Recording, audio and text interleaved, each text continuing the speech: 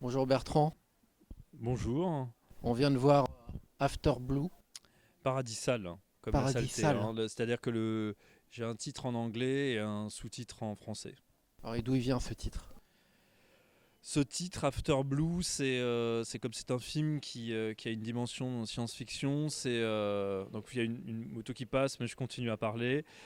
C'est après la planète bleue. Donc j'ai imaginé cet après sur une autre planète.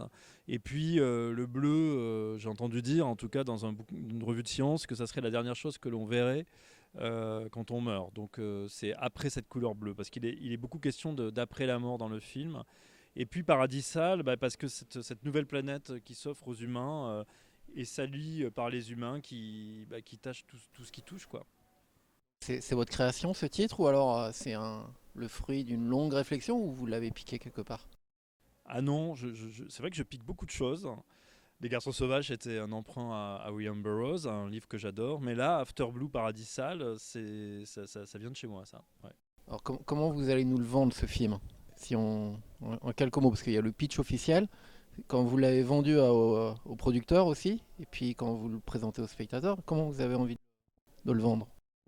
Alors je le vends pas, je l'offre, hein. Alors c'est vrai que les spectateurs payent leur place, hein, j'ai offert une histoire au producteur, j'ai offert une possibilité d'aventure.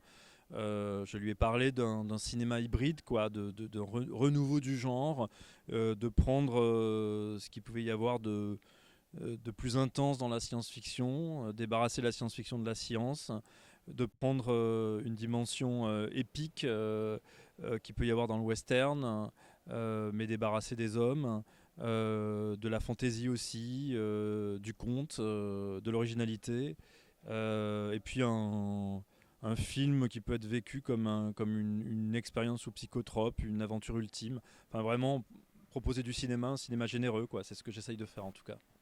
Pensez plus proche du cinéma fusion ou du cinéma expérimental ou du cinéma personnel ou des trois?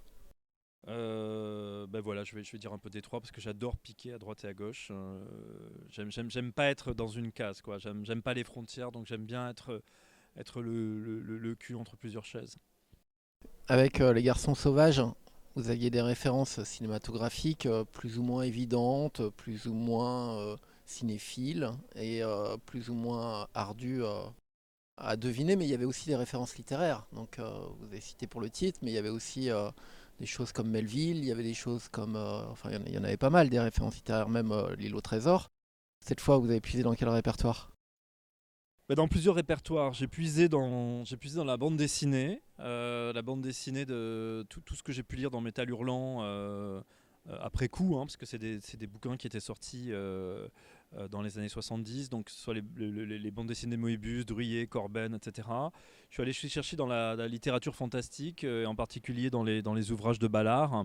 Je suis un grand fan de Ballard. Alors le Ballard trash de Crash, mais le Ballard beaucoup plus onirique de Vermilion Sands. Et puis il y a aussi Claire Wittig, Les Guerrières, quoi, qui m'a influencé. Voilà, tout ça et puis d'autres choses là que je peux pas vous dire parce que ça me vient pas, mais c'est les premières choses qui viennent dans ma tête, quoi. Quand vous démarrez le film, on est juste après les Garçons Sauvages. Quelles images vous avez en tête et à quel film vous pensez à ce moment-là? Je pense à plusieurs films, hein. Je pense à La planète sauvage de l'Alouette au port, qui est un film hyper important pour moi, qui m'a beaucoup marqué. Je pense à La prisonnière du désert de John Ford. Je pense à Kwaidan, un film japonais que j'aime beaucoup. Je pense à tous ces grandes fresques en couleur avec un Technicolor assez outrancier. Je pense à Michael Powell, à Douglas Sirk. Voilà, je convoque tous ces cinéastes-là et puis en essayant de faire vraiment un film à la première personne, quoi. Et la trame, elle est déjà là dans votre tête ou alors vous avez quelques mots, quelques peintures peut-être? Ah le scénario est là, il est écrit. La première chose que je fais, c'est d'établir une trame. Ensuite, cette trame, je l'étoffe, j'écris un scénario qui est assez classique en général, une architecture basique sur laquelle je viens créer des digressions formelles, des errances. Bref, je construis d'abord scénaristiquement mon récit. avec les dialogues, avec les descriptions. Et après j'allais dire, les images arrivent, les références arrivent, les collages, les dessins. Enfin, en tout cas, tout ce qui va aider les personnes qui travaillent avec moi à donner corps à ce film. Quand vous posez la question de comment raconter votre histoire, est-ce que dès le départ vous imaginez finalement le même dispositif qu'on avait déjà avec Les Garçons Sauvages, c'est-à-dire la rétrospective racontée voix off par le personnage principal, le survivant même, on peut le dire? Ou est-ce que ça vient après finalement comme un procédé qui finalement vous permet de remonter le temps, mais aussi d'instaurer votre univers? Non, la voix off est présente dès l'écriture, hein. C'est quelque chose que j'aime énormément dans le cinéma, qui peut être considéré comme une béquille, mais moi je prends ça comme une sorte d'interférence littéraire dans le cinéma, et en même temps il y a quelque chose qui est de l'ordre de la musicalité. Et ça me plaît beaucoup, ces voix qui nous racontent, qui murmurent, et j'aime beaucoup le côté polyphonique de la voix off. Dans Les Grands Sens Sauvages, j'avais une double voix off. Il y avait à la fois une narratrice qui racontait l'histoire à la première personne, et il y avait un personnage plus espiègle qui commentait le récit. Dans celui-là, j'ai prolongé l'idée du dialogue. Il y a la narratrice qui raconte, mais cette fois-ci, la voix off est in, c'est-à-dire que le off est filmé. Le personnage est face caméra sur fond noir, et elle est interrogée par une voix que j'ai appelée la vérité. Alors, est-ce que c'est une voix de l'au-delà? Est-ce que c'est j'allais dire une intelligence artificielle comme HAL dans 2000 ans de l'espace? Ça, je me refuse à répondre. Mais en tout cas, c'est une voix un peu solennelle qui interroge le personnage principal, qui se trouve dans un autre monde et qui témoigne de ses aventures. On va y revenir, mais dans votre film, il y a, comme dans tous vos films, des expérimentations au sens large. Et donc il y a ici une grande place aux expérimentations sonores. Le film démarre justement par ces expérimentations sonores et n'a de cesse de les développer, de les varier. Mais on entend aussi que la voix qui est présente au départ, elle a tendance à s'effacer au fur et à mesure pour laisser la place peut-être à autre chose. Bah oui, parce que le dispositif de la voix off qui est mis en place, au bout d'un moment, lâche la main de l'image et laisse l'image se déployer et va revenir de façon plus ponctuelle, quoi. Je travaille comme ça sur une rythmique particulière, et effectivement, la bande son est un terrain de jeu pour moi absolument jouissif, où je joue avec des sonorités, des bruitages, des musiques, voilà. Je reste toujours dans la narration, hein. J'essaye toujours de garder captif le spectateur, parce que moi enfin, j'ai besoin d'un plaisir de spectateur et de me perdre dans un récit, mais ne pas être totalement perdu, d'être toujours accroché à quelque chose. Et donc je crée un espèce de fleuve qui est la bande son, et qui entraîne le spectateur comme un bout de bois comme ça sur l'eau. Il va être chahuté, passer entre les rochers, mais il va arriver au bout du fleuve, là où se termine le récit. Par rapport aux Garçons Sauvages, comment vous inscrivez ce film? Parce que forcément, vous avez été tenté de le poursuivre, de le prolonger. Certainement que vous avez été tenté aussi de le contrer, voire d'aller voir ailleurs, d'aller chercher autre chose. Et puis, à côté de ça, il y a toujours cette interrogation. Je ne sais plus qui c'est qui disait que de film en film, finalement, les réalisateurs, c'est pas qu'ils se répétaient, mais c'est qu'ils filaient la même œuvre, une œuvre unique. Bah, j'ai l'impression que je suis une araignée, moi, que je tisse une grande toile avec plein de choses qui se correspondent, qui se répondent. La particularité de mon travail, c'est que j'ai fait beaucoup de courts et de moyens métrages. Et entre Les Garçons Sauvages et After Blue, il y a des courts métrages. Et les courts métrages qui sont entre sont comme des films un peu méta, qui sont en train de commenter ce que je suis en train de faire, ce que je suis en train de préparer. Donc c'est comme un espèce à la fois de fondu enchaîné d'un film à l'autre, et en même temps d'une grande toile d'araignée qui forme un tout. Alors moi, ce que j'essaye de faire, c'est de ne pas faire deux fois la même chose. Après, je m'aperçois que je suis chez mes obsessions, il y a des récurrences. Mais ce qu'il y a en commun entre les Garçons Sauvages et After Blue, c'est le goût pour le récit d'aventure, le goût pour le transgenre, pour l'hybridation des genres. Ensuite, là où Les Garçons Sauvages étaient dans un format carré avec une dominante de noir et blanc, ben là, je suis plutôt dans du scope, avec des couleurs plutôt outrancières. Je suis dans des mouvements de caméra souples, de longs plans séquences, là où j'étais beaucoup plus dans la fragmentation pour Les Garçons Sauvages. Et voilà, le récit est d'une autre nature. ne raconte pas la même chose, mais emprunte beaucoup à la fois au cinéma expérimental et au cinéma de genre.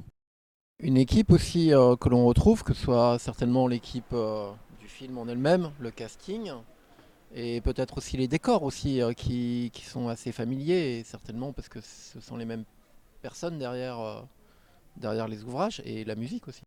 Alors, il y a des personnes récurrentes dans mes films, des personnes sur qui je m'appuie avec beaucoup de talent.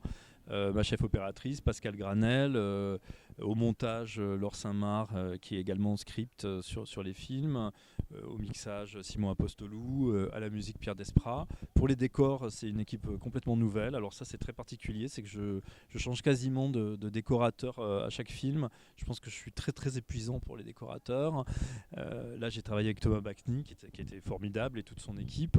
Et puis, il y a aussi quelque chose de très important, c'est le rapport aux actrices. J'essaye d'instaurer un esprit de troupe.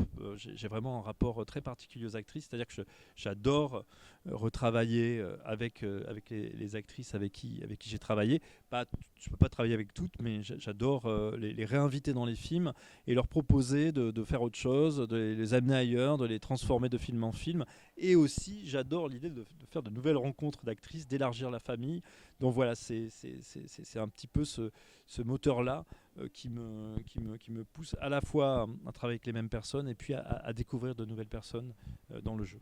Le film, on l'a appris tout à l'heure, nous, mais quelque part, il y avait une sorte de dédicace ou un remerciement à Guillaume Depardieu, à Katia Golubeva, à Tina Aumont, j'oublie quelqu'un qui est Maurice décédé, Garrel Maurice aussi. Garrel, voilà, le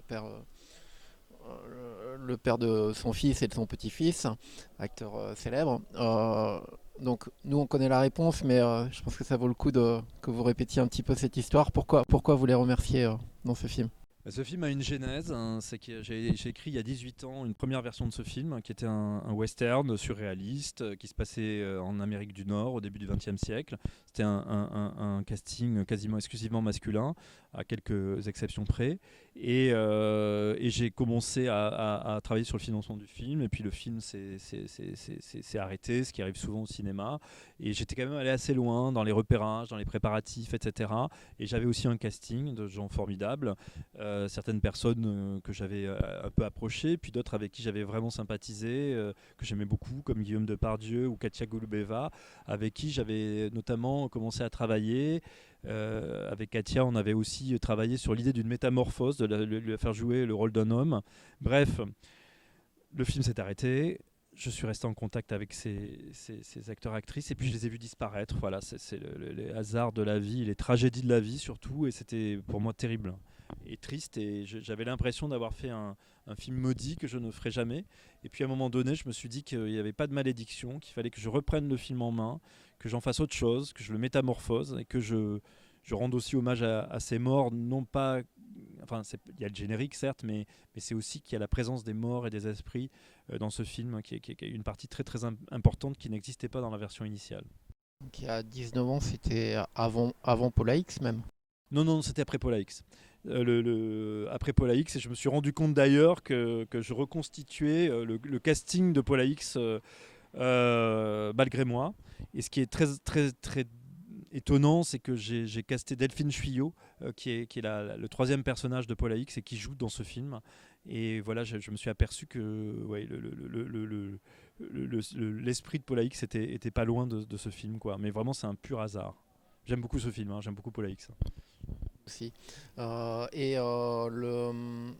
Qu'est-ce qu'il en reste de ce projet initial aujourd'hui dans la copie finale? Alors je vais vous la poser deux fois cette question. Qu'est-ce qu'il en reste par rapport à ce qui était écrit, mais aussi qu'est-ce qu'il en reste par rapport à ce que vous en imaginiez comme résultat et quand on voit le résultat qu'on voit aujourd'hui? Ce qui reste, c'est la trajectoire des personnages. Ce qui reste, c'est la définition des personnages, le caractère des personnages, les actions des personnages. Et ce qui m'intéresse beaucoup, c'est que c'était un film initialement très masculin, très, très, très queer et très, très gay aussi.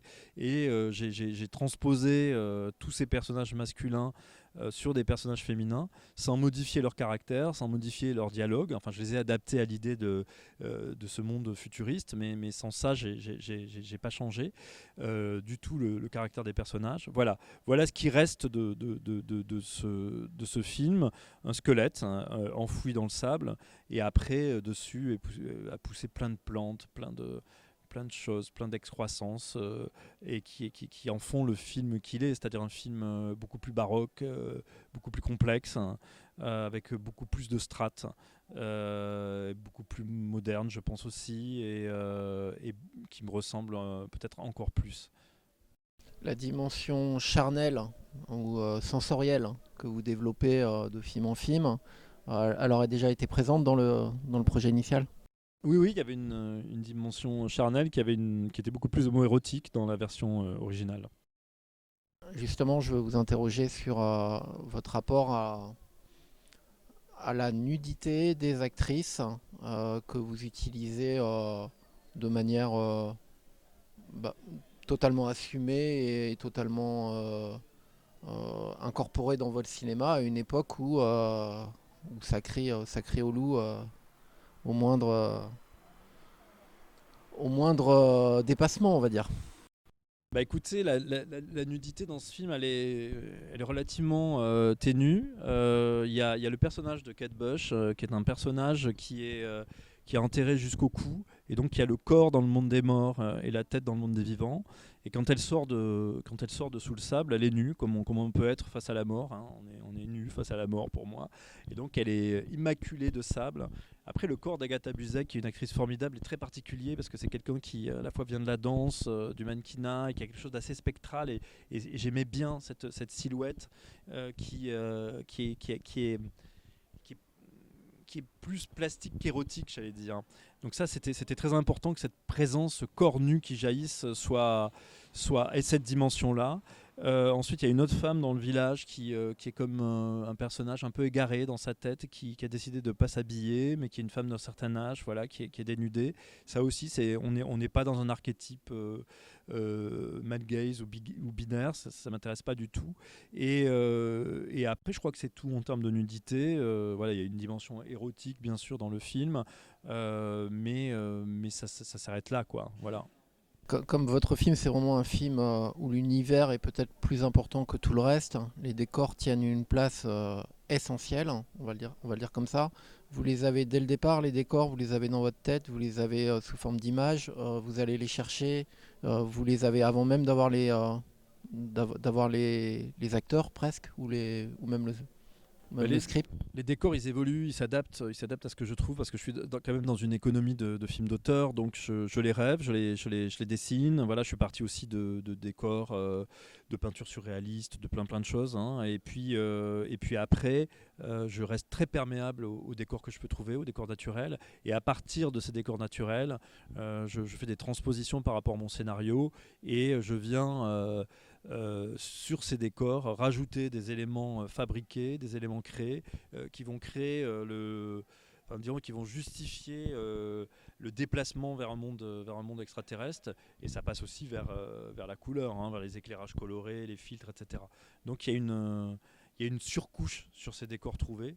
Et je reste flexible, quoi. Je reste perméable aux belles choses que je peux voir et trouver, à condition que ça ne contredise pas mon idée première, quoi. Est-ce que vous pouvez nous parler du budget du film, du coup, parce que vous parlez d'économie de film d'auteur? Bah, c'est un budget qui tourne autour de 2 millions d'euros, ce qui est beaucoup et pas beaucoup en réalité. C'est le budget moyen d'un film d'auteur. Bertrand, est-ce que le film, il a été tourné en pellicule? La pellicule, c'est pas comme le numérique. On ne retravaille pas à l'infini. On obtient quelque chose et c'est bon ou c'est pas bon. Alors, c'est bon, le film, c'est le film que vous vouliez?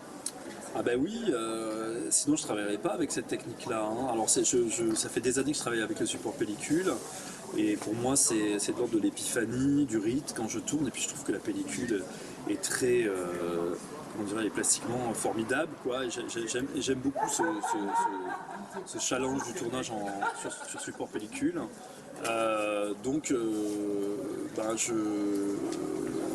Je suis un peu perturbé parce qu'il y a des gens qui passent, je les laisse passer. Mais ouais, c'est le film que j'avais imaginé. En tout cas, je l'assume complètement dans sa forme et dans son fond, quoi.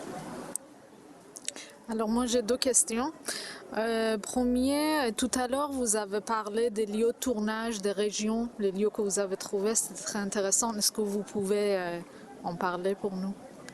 J'ai tourné ce film en France, dans l'Aquitaine, enfin en grande partie, un tout petit peu d'Auvergne. Et c'est intéressant parce que j'ai pas mal sillonné l'Europe, enfin pas mal de pays pour des projets antérieurs. Dans des endroits vraiment paumés, etc.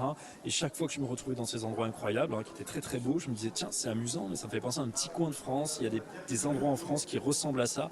Et après, je me suis évertué à chercher des décors cousins en France, et je me suis aperçu qu'en France, il y avait une multitude de micro-décors, même micro, mais du micro qui est quand même assez grand, et qui pouvait faire l'affaire, faire la blague. Et donc, je me suis amusé pour ce film à chercher des décors sauvages qui me parlaient, qui m'inspiraient, qui pouvaient m'évoquer l'Europe du Nord, l'Europe de l'Est, le Japon.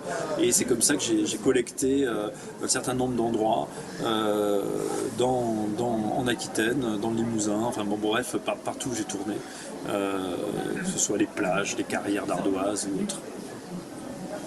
Okay. Et d'autres, quelles régions d'autres?